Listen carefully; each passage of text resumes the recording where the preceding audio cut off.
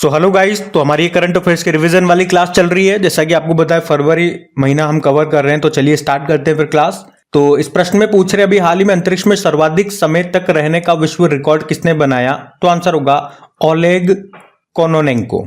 ये Oleg Kononenko की बात करें तो ये किस देश के अंतरिक्ष यात्री हैं? ये रशियन है और अभी इन्होंने ही अंतरिक्ष में सबसे ज्यादा दिनों तक रहने का विश्व रिकॉर्ड बनाया है और अभी भी वो अंतरिक्ष में ही है।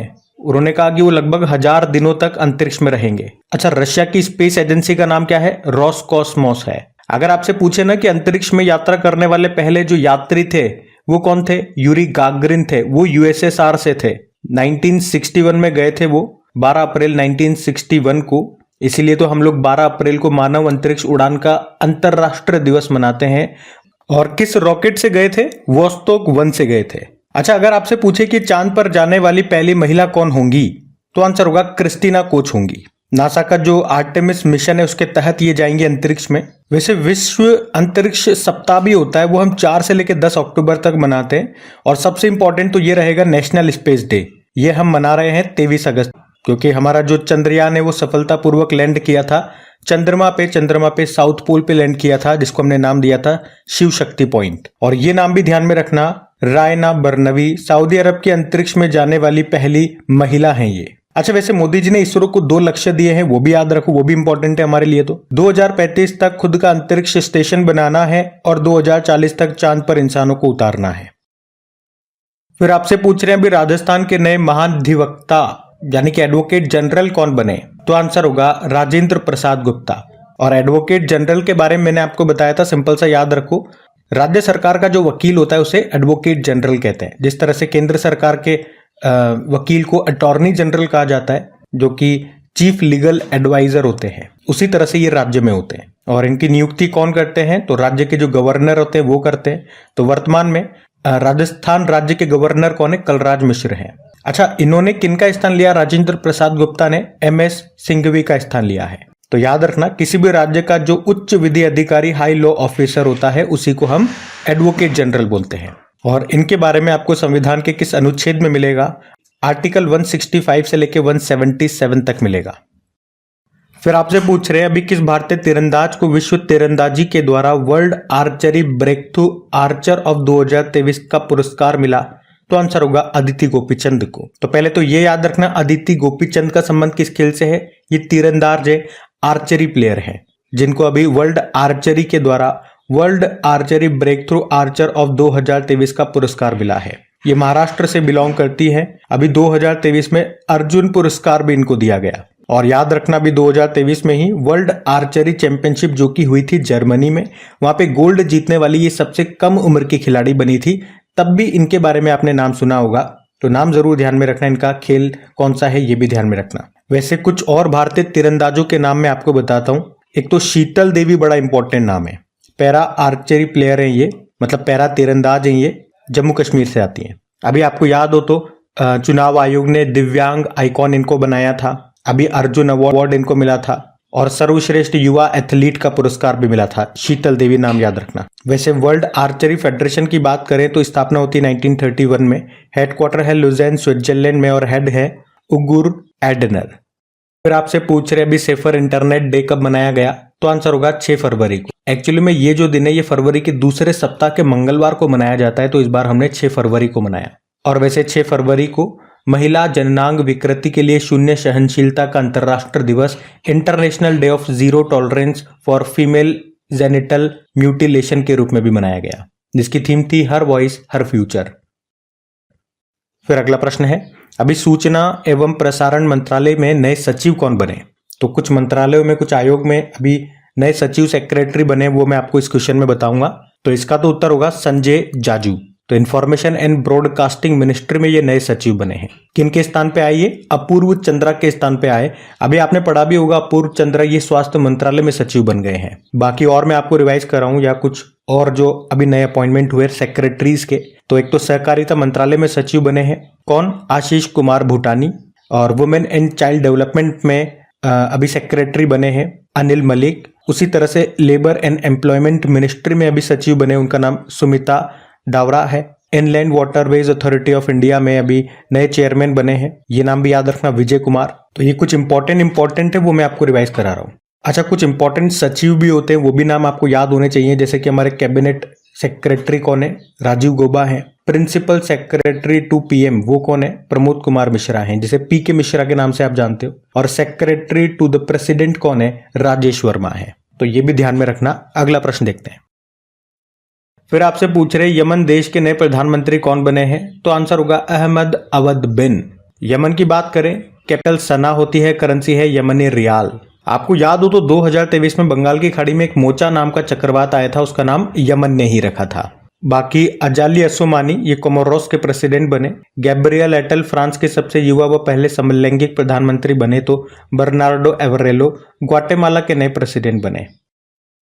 फिर आपसे पूछ रहे हैं अभी किसे outstanding business women of the year पुरस्कार से सम्मानित किया गया, तो आंसर होगा डॉक्टर बीना मोदी को। तो ये मोदी एंटरप्राइजेस की प्रतिष्ठित चेयरपर्सन है डॉक्टर बीना मोदी, और अभी इन्हीं को outstanding business women of the year पुरस्कार से सम्मानित किया गया था। एक दीपा भंडारे नाम आपने सुना होगा, चीनी उद्योग में सर्वश्रेष्ठ पर्यावरण अधिकारी का पुरस्कार जीतने वाली ये पहली महिला अधिकारी बनी थी।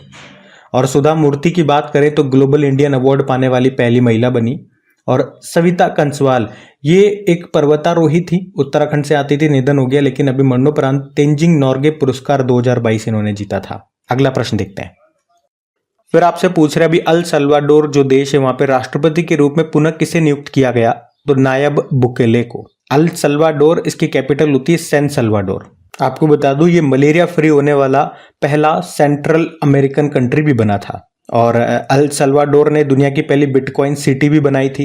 और ये वही देश है जो बिटकॉइन को एज ए नेशनल करेंसी की तरह अपनाने वाला पहला देश बना था। बाकी जेवियर माइली याद रखना इंपॉर्टेंट नाम है, अर्जेंटीना के प्रेसिडेंट बने। ये वही अर्जेंटीना है जिसने ब्रिक्स में शामिल होने से मना कर दिया। मोहम्मद मुइजजू की बात करें तो मालदीव के प्रेसिडेंट हैं। और श्रेता थाविसेन अभी थाईलैंड के प्रधानमंत्री बने थे। फिर आपसे पूछ रहे अभी राष्ट्रीय विज्ञान दिवस 2024 की थीम क्या है, तो आंसर होगा इंडिजिनस टेक्नोलॉजी फॉर विकसित भारत, यानी कि विकसित भारत के लिए स्वदेशी तकनीक। और ये दिवस हम कब मनाते हैं, 28 फरवरी को। क्यों? क्योंकि हमारे जो महान साइंटिस्ट थे सीवी रमन जी, उन्होंने 28 फरवरी 1928 में रमन इफेक्ट की खोज की थी, इसीलिए। और उसके लिए उन्हें 1930 में 1930 में फिजिक्स का नोबेल पुरस्कार भी मिला था। और मैंने आपको वैसे बताया है कई बार कि भारत का जो सर्वोच्च नागरिक सम्मान है ना, वो शुरुआत में 3 लोगों को मिला था। तो उन तीनों में से एक ये भी थे सीवी रमन जी। अब आपके लिए एक होमवर्क प्रश्न में छोड़ रहा हूं, आपको बताना है अभी 5 लोगों को भारत रत्न दिया गया ना, उन 5 के नाम आपको बताने हैं। वो नाम आपको जरूर याद होने चाहिए, इसीलिए मैं आपसे पूछ रहा हूं, ताकि आप अगर मिस कर रहे हो कोई नाम तो जब आप लिखोगे तो आपके दिमाग पे जोर डलेगा और आप एक बार देख लोगे गूगल वगैरह करके या नोट्स वगैरह में, तो इस बहाने आपको याद तो आ जाएगा, वरना आप ऐसे तो उसे पढ़ोगे नहीं। तो बीच में मैं प्रश्न पूछता हूँ या आपका टेस्ट लिया जाता है तो उसका यही बेनिफिट होता है, क्योंकि इस बहाने आप उसे देख तो लोगे, वरना तो आपके पास भी बहुत सारा मटेरियल है पढ़ने के लिए और समय सीमित है। तो जब मैं कोई प्रश्न आपसे पूछता हूं तो उसका उत्तर देने की कोशिश करा करो। अगर आपको याद है तो जब चीज आप लिखोगे तो उसका रिवीजन आपका हो जाएगा, वो और लंबे समय तक आपको याद रहेगी। और क्या पता कोई चीज मिस कर जाओ आप लिखते वक्त, यार कि ये मिस हो रही है, तो उस बहाने आप उसे देख लोगे तो वो आपको याद आ जाएगी। वरना कई बार हम इसी धोखे में रह जाते हैं कि ये तो हमें आता है, ये तो हमें याद है, लेकिन एग्जाम टाइम पे जब हम याद करने की कोशिश करते हैं तो वो चीज मिस हो जाती है, तो वो बड़ा नुकसान करती है हमें। अच्छा देखो, ये तो नेशनल साइंस डे हो गया, वर्ल्ड साइंस डे भी होता है, वो भी याद रखना 10 नवंबर को होता है। फिर अगला प्रश्न क्या है, अभी भारत का सबसे बड़ा थिएटर फेस्टिवल भारत रंग महोत्सव का आयोजन कहां पे किया गया था, गुजरात में किया गया था। याद रखना भारत का प्रमुख थिएटर महोत्सव है ये भारत रंग महोत्सव, इसका आयोजन गुजरात के कच्छ जिले में किया गया था। इसकी थीम थी वासुदेव कुटुंबकम वंदे भारंगम।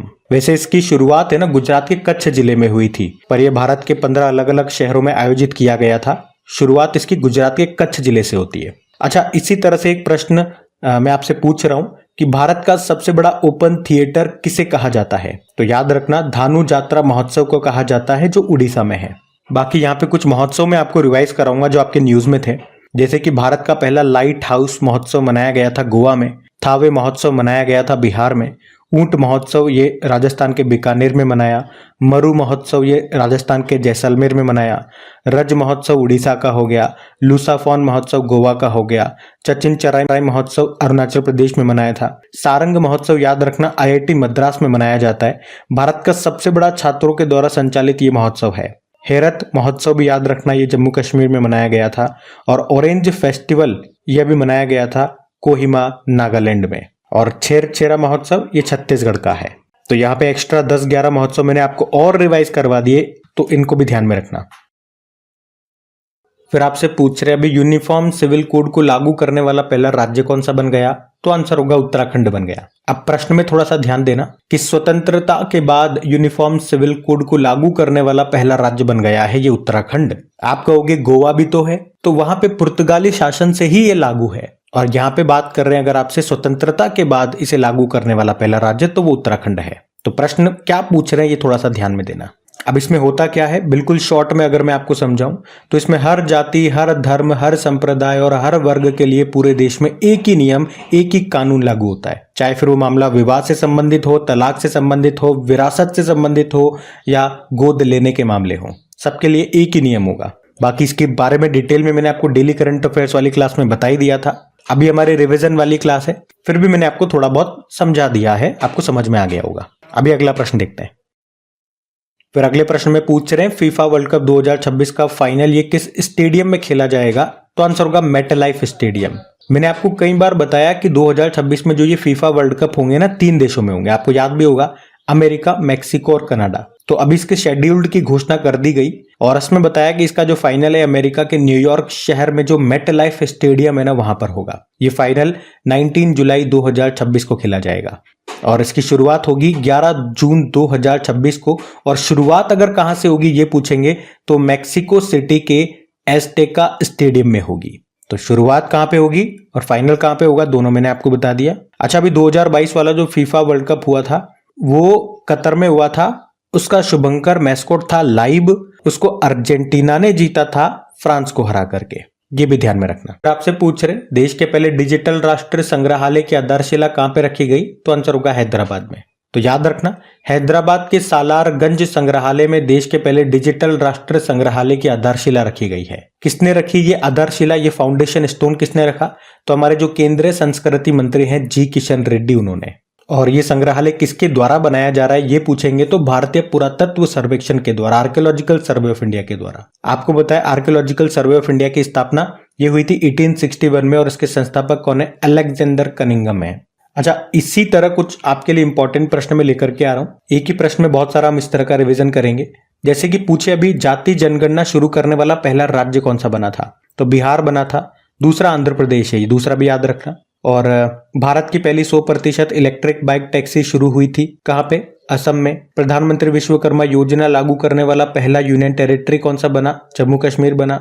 भारत के पहले गर्ल्स सैनिक स्कूल की शुरुआत कहां पे हुई, मथुरा यूपी में। देश का पहला डार्क स्काई पार्क ये बना पेंच टाइगर रिजर्व, ये महाराष्ट्र और मध्य प्रदेश में आता है। और देश का पहला AICT बनेगा लखनऊ। तो ये कुछ इंपॉर्टेंट प्रश्न करंट अफेयर्स के ही हैं, ध्यान में रखना। फिर अगले प्रश्न में पूछ रहे हैं कि अभी प्रधानमंत्री नरेंद्र मोदी ने सी सर्वाइवल सेंटर का उद्घाटन कहां पे किया, तो आंसर होगा गोवा में। और ये सेंटर है किसका, ONGC का है, समुद्री जीवन रक्षा केंद्र। मतलब यहाँ पे समुद्री रेस्क्यू ऑपरेशन के लिए ट्रेनिंग दी जाएगी। ONGC की बात करें तो ये एक महारत्न कंपनी है, 1956 में स्थापना हुई थी, नई दिल्ली में मुख्यालय हो गया और अध्यक्ष है अरुण कुमार सिंह। अच्छा, अगर मैं आपसे पूछूं कि देश का पहला हाईटेक स्पोर्ट्स ट्रेनिंग सेंटर का उद्घाटन कहां पे किया गया था, मध्य प्रदेश के ग्वालियर में, ये याद रखना है। फिर आपसे पूछ रहे हैं अभी पहली बिम्स्टेक एक्वेटिक चैंपियनशिप का उद्घाटन कहां पे किया गया था, तो आंसर होगा नई दिल्ली में।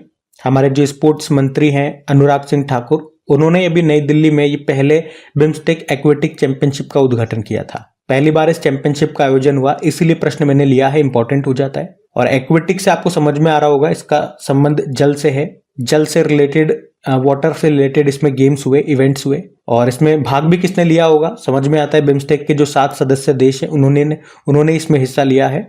जल से संबंधित कैसे कैसे खेल हो गए, जैसे कि तैराकी हो गया, डाइविंग हो गया, वाटर पोलो हो गया। दिल्ली के Shyama Prasad Mukherjee swimming pool complex में इसका आयोजन हुआ। देखो बिम्स्टेक यहाँ पे शब्द आया, तो जरा इसके देखते हैं। इसकी फुल फॉर्म पहले देखो, the Bay of Bengal initiative for multi sectoral technical and economic cooperation. इसमें 7 देश कौन कौन से हैं? तो बांग्लादेश, श्रीलंका, इंडिया, नेपाल, भूटान, थाईलैंड और म्यांमार हैं। इसके भी सेक्रेटरी जनरल नए बने थे, वो जरूर याद रखना, ये करंट अफेयर्स का प्रश्न हो गया आपका। इंद्रमणि पांडे बने थे। मुख्यालय ढाका बांग्लादेश में है, स्थापना होती 1997 में, ये ध्यान में रखना। अगला प्रश्न देखते हैं। फिर आपसे पूछ रहे हैं अभी सौराष्ट्र क्रिकेट स्टेडियम का नाम बदलकर किनके नाम पे रखा जाएगा? तो आंसर होगा निरंजन शाह। तो गुजरात के राजकोट में है ये सौराष्ट्र क्रिकेट एसोसिएशन स्टेडियम, लेकिन अब इसका नाम बदलकर पूर्व प्रथम श्रेणी क्रिकेटर और वरिष्ठ प्रशासक निरंजन शाह के नाम पे रखा जाएगा। बस इतना सा आपको याद रखना है। कुछ और स्टेडियम जो आपके न्यूज में रहे थे वो सारे आपको यहाँ पे रिवाइज करवाने वाला हूँ, क्योंकि देखो हमारी ये रिवीजन वाली क्लास ही चल रही है, तो करंट अफेयर्स जो इंपॉर्टेंट है वो मैं आपको रिवाइज करा रहा हूँ इसमें। तो इसमें भी मुझे अगर कुछ लगता है इससे संबंधित कुछ और फैक्ट्स मैं आपको रिवाइज करा सकूं वन लाइनर, तो मैं जरूर इंक्लूड करूंगा। तो इस तरह से आप देखोगे कि छोटी सी क्लास में क्वेश्चन वाइज देखोगे तो हो सकता है आपको लगे कि हमने 18-20 क्वेश्चन कवर किए हैं, लेकिन उसमें इतना सारा मैं आपको रिवाइज करवा देता हूँ एक ही क्वेश्चन में 5-5, 6-6, 10-10 क्वेश्चन। तो इस तरह से आप देखोगे कि हम लगभग 40 से 50 क्वेश्चन का रिवीजन कर चुके होते हैं इस 10 से 12 मिनट की क्लास में। अब जैसे यहाँ पे देखो, दुनिया का सबसे बड़ा क्रिकेट स्टेडियम आपको बताइए नरेंद्र मोदी स्टेडियम है, जिसे पहले मोटेरा स्टेडियम कहते थे, आपको अहमदाबाद गुजरात में मिलेगा। भारत का दूसरा और दुनिया का तीसरा सबसे बड़ा क्रिकेट स्टेडियम कहाँ पे बन रहा है? राजस्थान के जयपुर में बन रहा है। मोहाली अंतरराष्ट्रीय हॉकी स्टेडियम, जिसका नाम बलबीर सिंह सीनियर के नाम पे कर दिया गया।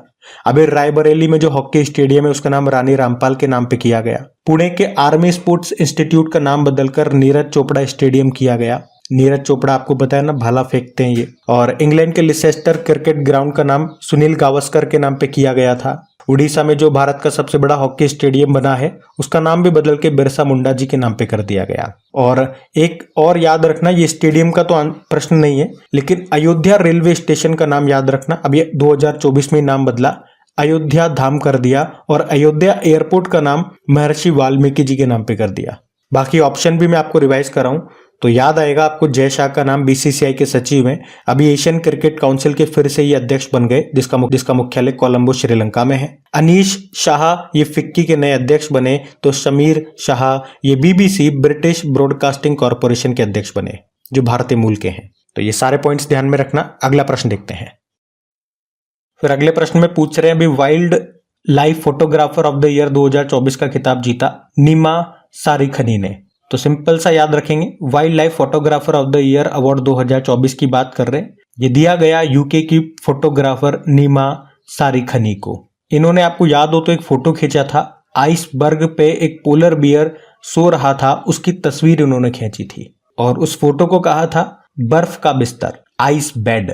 बाकी ऑप्शन में देखो, ये नाम आपने सारे पढ़े हुए हैं और इंपॉर्टेंट है ये तो। पेरुमल मुरुगन जेसीबी साहित्य पुरस्कार 2023 इन्होंने जीता था उनके उपन्यास नॉवेल फायर बर्ड के लिए। पॉल लिंच ये आयरलैंड के हैं, याद रखना, बुकर पुरस्कार 2023 इन्होंने ही जीता था उनके उपन्यास परफेक्ट सॉन्ग के लिए। और जॉर्जी गॉस्पोडिनोव की बात करें तो ये बुल्गारिया के लेखक है, अंतरराष्ट्रीय बुकर पुरस्कार 2023 इन्होंने जीता था उनके उपन्यास टाइम शेल्टर के लिए। तो आज का हमारी क्लास यहीं तक रखते हैं, रिवीजन करवा रहा हूँ, ज्यादा लंबी क्लास नहीं लूंगा। छोटे छोटे स्लॉट में हम खाते चलेंगे, छोटे छोटे स्लॉट्स में मतलब रिवीजन करते चलेंगे, तो आराम से चीजें आपको याद भी रहेगी और ज्यादा मैं आपका टाइम भी नहीं लूंगा। बस अगर सेशन पसंद आता है तो इसे लाइक जरूर करा करें और दोस्तों के साथ में प्लीज एक बार आपको शेयर जरूर करना है। जो भी आपका स्टडी ग्रुप होता है व्हाट्सएप पे, फेसबुक पे फ्रेंड सर्कल होते हैं, यार एक बार शेयर जरूर करो, सबके फ्रेंड्स होते हैं, ताकि मुझे भी आपके लिए वीडियोस बनाने में, तैयार करने में अच्छा लगे, मैं भी इसको कंटिन्यू बनाता रहूं आपके लिए जब तक आपका सिलेक्शन नहीं हो जाए। तो थोड़ा सपोर्ट आप भी करो यार। बस आज के लिए इतना ही। जय श्री राम।